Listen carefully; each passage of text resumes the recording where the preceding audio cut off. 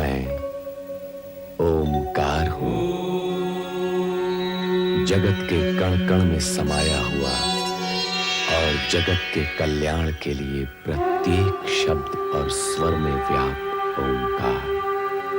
भोलेनाथ की जय जयकार के साथ बारात ने जैसे ही दक्ष महल में प्रवेश किया तो सती की बहनों और सखियों ने सती को छेड़ते हुए वर को श्रेष्ठ और सुंदर बताया, पर सदाशिव का पंचमुखी रूप देखकर चिंतित हुए दक्ष को दोबारा देवर्षि नारद मिल पाया।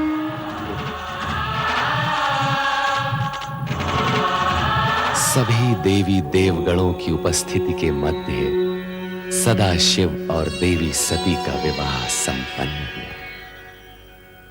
तत्पश्चात देवगणों ने जगत के कल्याण तथा स्वयं की स्थिति को सुदृढ़ करने का निश्चय करते हुए अपने अपने लोक की ओर प्रस्थान करने का विचार किया। विदाई की सारी तैयारियां हो चुकी हैं पिताश्री, यदि आप कहें तो। नारायण नारायण।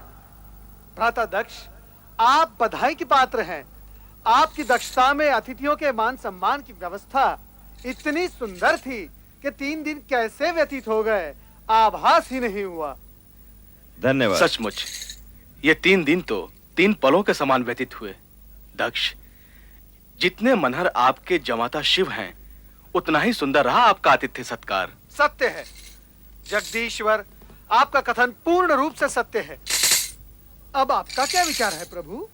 विचार? कैसा विचार देव ऋषि? यही कि दक्ष प्रजापति का आतिथ्य कुछ दिन और स्वीकार करे तो कैसा रहेगा? नारद, तुम तो दक्ष प्रजापति के भ्राता होने के नाते घराती भी हो और शिव की बारात में आए हो तो बाराती भी, परंतु किसी भी बारात का 3 दिन से अधिक वधु के पिता गृह में रुकना मर्यादा के विरुद्ध है। हम इसी समय ब्रह्मा जी से अनुरोध करेंगे कि वे बारात विदाई की तैयारी करें। चलो नारद। ब्रह्मदेव, आपसे अनुरोध है कि सती के पितामह होने के नाते अपनी पुत्री को जामाता शिव के साथ विदा करने का उपक्रम करें। श्री हरि, हमने आपके अनुरोध से पहले ही बारात विदाई का आदेश दे दिया है। पुत्र दक्ष, देखो अब इस कार्य में और अधिक विलंब नहीं होना चाहिए। पिताश्री, यूं तो पुत्री सती की विदाई का पूर्ण प्रबंध किया जा चुका है, परंतु मैं स्वयं जाकर देखता हूं। श्री हरि, शिव शक्ति का यह युगल युग युगांतर तक सर्वश्रेष्ठ रहेगा।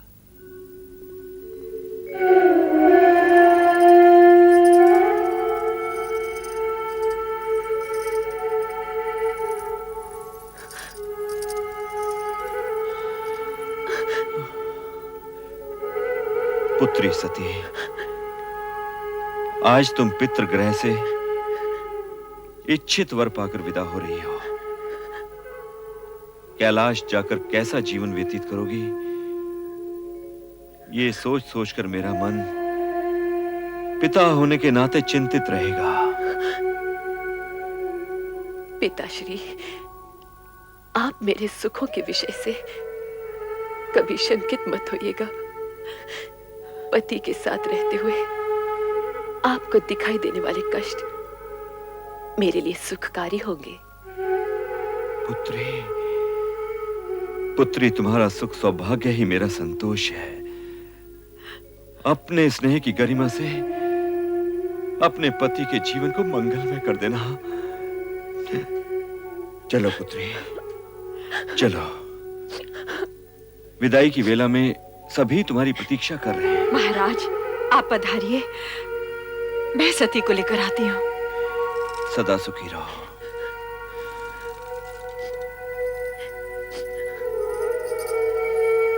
बहन, तुम्हारी मनोकामना पूर्ण हुई, इसका हमें हर्ष है, किंतु तुम्हारे वियोग का दुख भी है। कैलाश जाके हमें भूल न जाना। रोहिणी, रोहिणी, तुम तो सभी सदा मेरे मन में रहोगी। तेरे बिना ये प्रांगण बहुत सूना सूना लगेगा सती।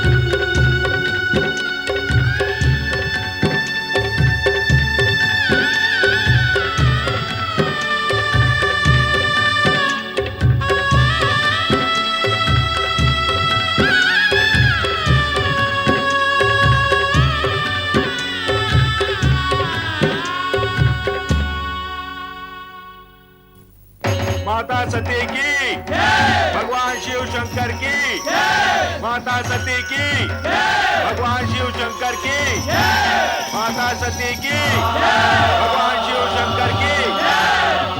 माता सती, आपका कैलाश में स्वागत है। मंगल कार्य निर्विघ्न संपन्न। अब हमें आज्ञा दें शिवशंकर। ब्रह्मदेव, आपकी इच्छा के अनुसार मुझे गृहस्थ पदभार भी वहन करना पड़ रहा है। अब तो आप प्रसन्न हैं। महेश्वर, आपने ऐसा करके संसार के लिए पति पत्नी का वो आदर्श प्रस्तुत किया है जो सृष्टि प्रसार और नर नारी संबंधी मर्यादा के लिए अति आवश्यक है। श्री हरि विष्णु, भूत, वर्तमान और भविष्य सभी निश्चित है। जो हो गया है, जो हो रहा है और जो होने वाला है, सभी में जगत का कल्याण ही निहित है। पिता ब्रह्मदेव की आज्ञा पालन हेतु दक्ष प्रजापति ने अपनी पुत्री सती का विवाह शिव के साथ संपन्न तो कर दिया, परंतु मन सती के भविष्य की चिंता में ग्रस्त रहा। कोमलांगी पुत्री सती और अप्रिय वेशधारी शिव की जोड़ी का विचार कर दक्ष अनेक बार चिंतित हो जाते थे। सती कैलाश जाकर सुखी रहेगी।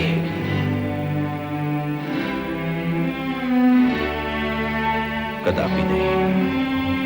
इस राजमहल का वैभव, ऐश्वर्य सिवा कहां? नारायण नारायण। प्रणाम भ्राता दक्ष। प्रणाम देवर्षि। कैसे आगमन हुआ? बस आपकी कुशल मंगल पूछने चला आया। क्या बात है भ्राता दक्ष, आप कुछ चिंतित प्रतीत हो रहे हैं। चिंतित? देवर्षि, चिंता का तो कोई कारण ही नहीं है। भ्राता दक्ष, एक पिता जो अपनी इच्छा के विरुद्ध अपनी पुत्री का हाथ किसी को सौंप देता है, उसका चिंतित होना स्वाभाविक ही है। परंतु आप निश्चिंत रहें। आपकी पुत्री सती के विवाह उपरांत हिमालय पहुंचने के बाद वहां पर चारों ओर आनंद आनंद व्याप्त हो गया। क्या बात है, आपको मेरे कथन पर विश्वास नहीं है? नहीं नहीं देवर्षि, आपकी बात पर अविश्वास का तो प्रश्न ही नहीं उठता। तो फिर आपके मुख पर ये विषाद की रेखाएं क्यों हैं? देवर्षि, यदि मैं ये मान भी लूं कि आपका कथन सत्य है, तो मैं ये सोच रहा हूं कि ये आनंद कितनी देर तक टिक पाएगा। नारायण नारायण, मैं आपका अभिप्राय समझा नहीं। देवर्षि, विवाह के बाद कुछ दिनों तक सती अपने उस औघड़ भभूतधारी पति के साथ आनंद मनाएगी, परंतु जब कैलाश में गिरते हुए हिमकणों के थपेड़े सहेगी, तो उसे हमारे इस राजमहल में बिताए हुए सुख का स्मरण होगा, और तब वो पछताएगी। यही कहना चाहते ना भ्राताश्री? ये आपका भ्रम है, ऐसा हो ही नहीं सकता, असंभव है ये। सती तो शिव की जन्म जन्म से जीवन संगीनी है। शिव के होते हुए सती को पश्चाताप हो ही नहीं सकता। उसके जीवन में दिन प्रतिदिन सुख की वृद्धि होगी। शिव सती का साथ ही आनंद की सृष्टि करता है। नारायण नारायण, क्या मुझसे कोई अपराध हुआ है भ्राताश्री, जो आप मुझे रुष्ट होकर देख रहे हैं? कहीं शिव ने लिखा पढ़ाकर तो नहीं तुझे मेरे पास भेजा है? नारायण नारायण, शिव के प्रति ऐसी अपमानजनक भाषा में सुन नहीं सकता भ्राताश्री। मैं स्वयं अपनी इच्छा से यहाँ आया हूँ आपको वो शुभ संदेश सुनाने। अब मैं जा रहा हूँ। नारायण ना। इतनी सी बात का इतना बुरा मान गए देवर्षि? हमने तो तुम्हें शिव के बारे में कुछ नहीं कहा, परंतु कहना चाहे तो हम भी बहुत कुछ कह सकते हैं। नारायण नारायण, आप बहुत कुछ कह सकते हैं, परंतु मैं कुछ सुनना नहीं चाहता। भगवान शिव आपका कल्याण करे। नारायण